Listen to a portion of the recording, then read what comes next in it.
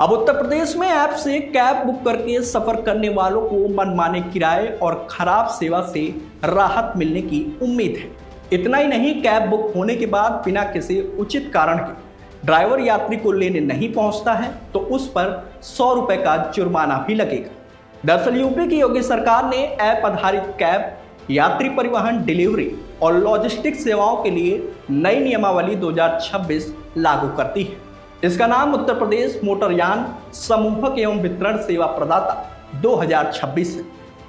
नई व्यवस्था में कैब के किराए से लेकर ड्राइवर के सत्यापन, यात्री बीमा और शिकायतों के निपटारे तक के नियम तय किए गए हैं। साथ ही सरकार ने निगरानी के लिए यूपी माई फ्लीट पोर्टल भी शुरू किया है। इस पोर्टल पर ग्राहकों को सुविधाएं देने वाले 2 एग्रीगेटर और उनके 3,15,218 वाहन ऑन बोर्ड है।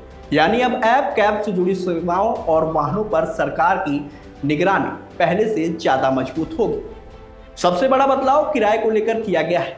अगर किसी खास समय में कैब की मांग बढ़ती है तो कंपनियां बेस फेयर से अधिकतम 50% तक ही किराया बढ़ा सकेंगी।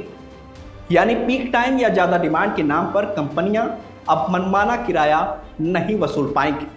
इसके अलावा अगर कैब बुक होने के बाद बिना किसी उचित कारण के ड्राइवर यात्री को लेने नहीं पहुंचता है तो उस पर भी 100 रुपए का जुर्माना लगेगा। इस रकम को यात्री को अगली ट्रिप में लाभ के तौर पर देने का प्रावधान किया गया है। साथ ही ड्राइवरों की सुरक्षा और सत्यापन पर भी नई नियमावली में जोर दिया गया है। एग्रीगेटर से जुड़े हर ड्राइवर का पुलिस और चरित्र सत्यापन कराया जाएगा। इसके साथ ही ड्राइवरों का मनोवैज्ञानिक परीक्षण होगा और समय समय पर उन्हें रिफ्रेशर ट्रेनिंग भी दी जाएगी। वहीं ड्राइवरों के लिए 5 लाख रुपए का स्वास्थ्य बीमा और 10 लाख रुपए का टर्म इंश्योरेंस उपलब्ध कराने का प्रावधान किया गया है। इतना ही नहीं, हर यात्री का बीमा कराना एग्रीगेटर की जिम्मेदारी होगी। यानी सफर के दौरान यात्रियों की सुरक्षा को लेकर भी कंपनियों की जवाबदेही तय की गई है। बता दें कि नई व्यवस्था में हर ऐप कंपनी को एक ग्रीवांस रिड्रेसल ऑफिसर यानी शिकायत अधिकारी नियुक्त करना होगा। यात्री किराए, बुकिंग, ड्राइवर या सेवा से जुड़ी शिकायत सीधे दर्ज करा सकेंगे। अगर कोई कंपनी नियमों या मोटर वाहन कानून का उल्लंघन करती है तो उस पर जुर्माना भी लगाया जा सकेगा। अब एग्रीगेटर लाइसेंस के लिए फीस भी तय कर दी गई है। एग्रीगेटर के आवेदन की फीस 25,000 रुपए और लाइसेंस की फीस 5 लाख रुपए होगी। इसके अलावा वाहनों की संख्या के हिसाब से जमानत राशि भी तय की गई है। 100 बस या 1000 अन्य वाहनों तक के लिए 10 लाख रुपए, 1000 बस या 10,000 अन्य वाहनों तक के लिए 25 लाख रुपए और इससे ज्यादा वाहनों पर 50 लाख रुपए की जमानत राशि होगी।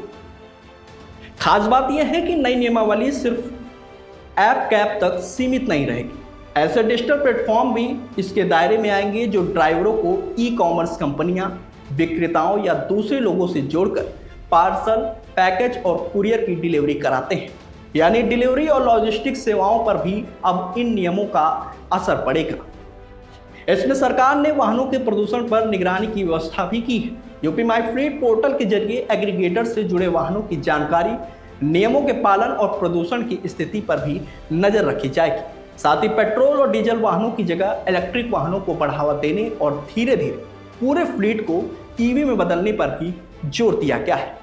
कुल मिलाकर नई नियमावली का असर कैब बुक करने वाले यात्रियों से लेकर ड्राइवरों और ऐप आधारित डिलीवरी कंपनियों तक पड़ेगा।